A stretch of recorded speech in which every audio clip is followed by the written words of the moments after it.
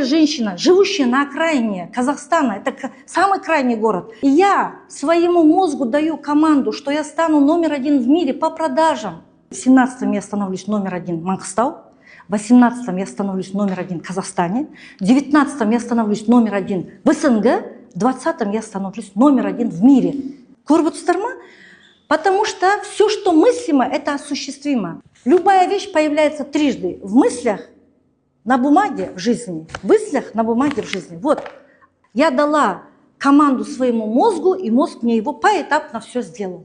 Потом, почему нужно 50 целей? Некоторые мне говорят, екі мақсат болмай ма, 13 мақсат болмай ма, 17 мақсат жетпей ма, мынау не деген көп.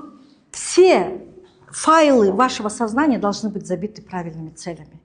Мусор кіргізбеу керек, социальный мусор кіргізбеу керек, понимаете? Мелкие мысли болмау керек. Маңғыстауша айтқанша дәм болсын зат кірмеу керек сенің санаңда. Өйткені сенің санаңда не бар, сол өміріңе келеді.